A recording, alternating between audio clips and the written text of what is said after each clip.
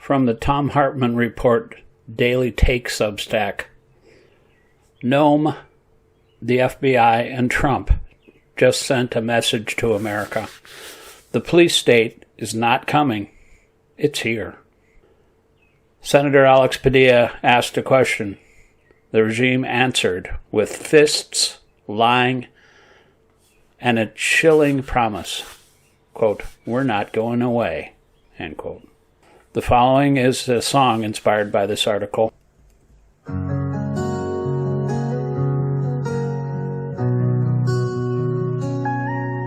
He raised his hand, not a fist, just a voice. Said, "I'm Senator Padilla.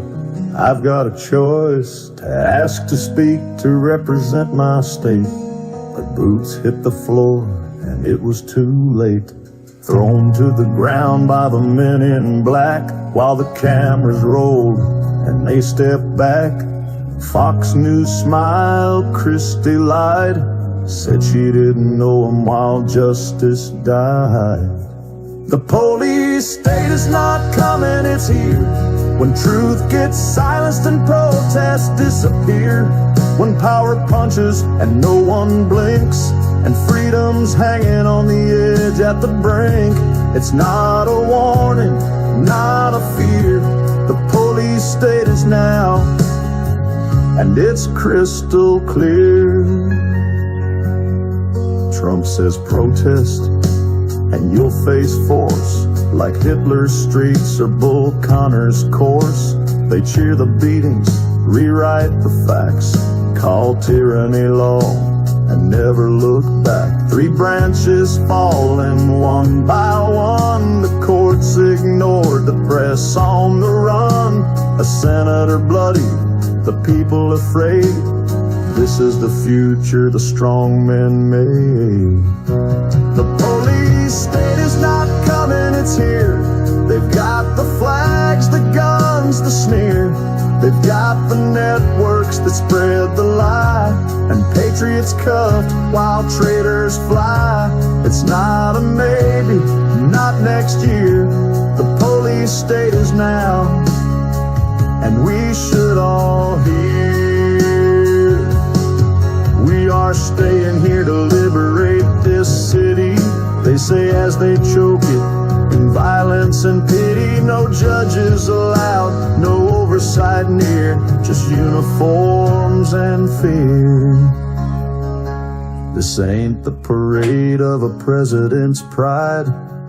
It's a show of might with no law on its side. He's building a Reichstag one spark at a time, turning protest and questions into a crime.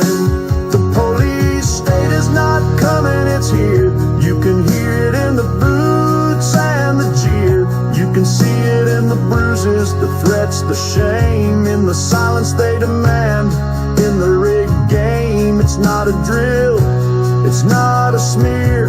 The police state is now, and we must not disappear. Will we rise or will we kneel? Will we speak or let them seal the final lock on liberty's door? We've been warned, no less, no more.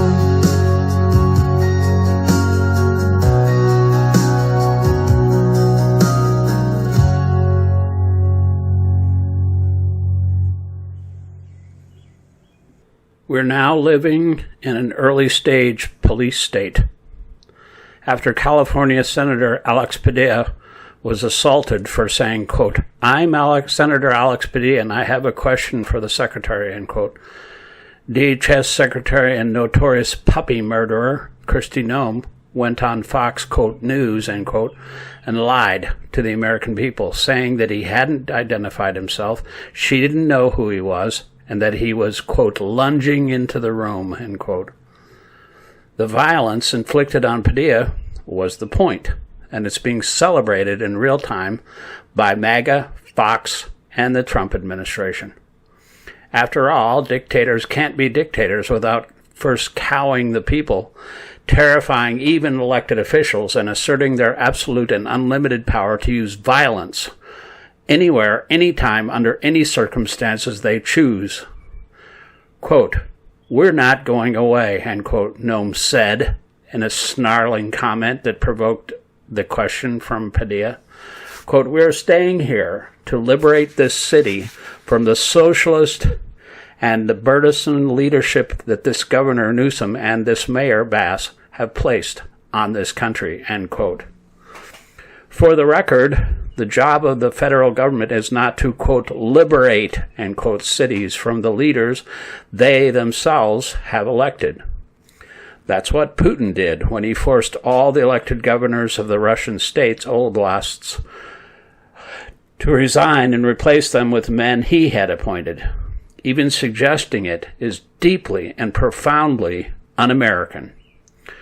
This is the Trump administration, once again, nakedly asserting that they are above the law and are committed to acting without ethical or moral restraint, and that they have no obligation to honor the constitutionally defined oversight role of members of Congress, that they are intent on running a dictatorship here in America, not a democratic republic.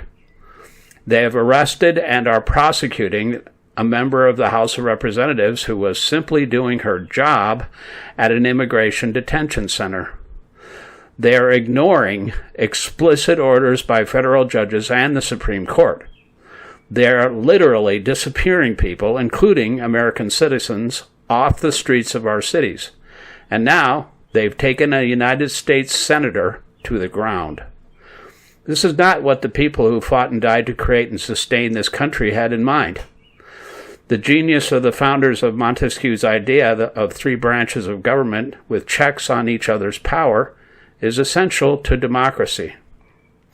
Trump, second branch, has been trashing judges, third branch, and has now violently attacked a congresswoman and a U.S. senator, first branch. He's spitting on the graves of the framers of our Constitution. And to emphasize they're ignoring the Constitution and its requirement that both Congress and the courts can exercise oversight over the president, the White House Press Secretary Karen Leavitt said, quote, "The courts should have no role here. There is the troubling and dangerous trend of unelected judges inserting themselves into the presidential decision-making process," end quote. Similarly, they refuse to respect the right of American citizens to protest that's laid out in the First Amendment. Quote, "The right of the people peaceably to assemble and to petition the government for a redress of grievances," end quote. Trump came right out and said that if anybody in Washington, D.C. tries to protest his birthday parade, he will meet them with violence. Quote, "For those people that want to protest, they're going to be met with a very big force, end quote. This wasn't a threat against vandals or even people who might try to disrupt dear leader's birthday celebration. It was a threat against people who may, quote, "protest," end quote. This echoes the behavior of Hitler's goons in the early 30s as they set out to violently intimidate anybody, particularly members of parliament who may challenge him. Or Bull Connor, as he bloodied protesters in Birmingham in the 50s and 60s. Under Trump and Noem, federal agents have been given carte blanche to use violence against non-white people. It's probably no coincidence that Senator Padilla is a brown-skinned son of Mexican immigrants, including kidnapping them in broad daylight and sending them to foreign concentration camps with no access to due process whatsoever. Noem could easily have taken the senator's question or just said, quote, "I'm happy to meet with you after this press conference," end quote. Instead, she chose escalation and violence, and this is why Democrats are today calling on her to resign. Now, in response to the violence, Noem and the FBI directed against the U.S. Senator, the professional propagandists at Fox, quote, "News," end quote, are peddling rationalizations and repeating Noem's lie that she didn't know who Padilla was.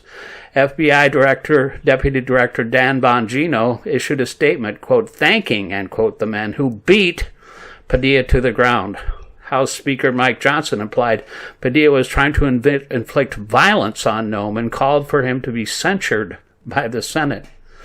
It appears that Republicans are circling the wagons defending the assault on Padilla, Trump's legal infliction of armed troops on the streets of Los Angeles over the objections of the governor and the mayor, and his and Noem's efforts to stir up trouble in California that they can then exploit Reichstag fire style.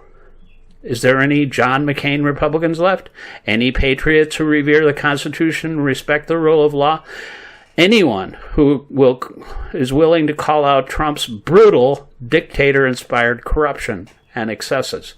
The question is an urgent one, because right now, the only people who can stop America's descent into tyranny are the Republicans in the House and Senate. If just a small handful grow a spine, Trump could be stopped in his tracks. Will it happen? History suggests that massive public opinion holds the answer to that question. It ended, for example, with both the presidency of Richard Nixon and the Vietnam War. As Abraham Lincoln famously said in his debate with Stephen Douglas, quote, "In this age, in this country, public sentiment is everything. With it, nothing can fail. Against it, nothing can succeed. Whoever molds public sentiment goes deeper than he who enacts statutes or pronounces judicial decisions," end quote. Saturday will be this era's most visible expression of public opinion. Stay tuned and stay peacefully active.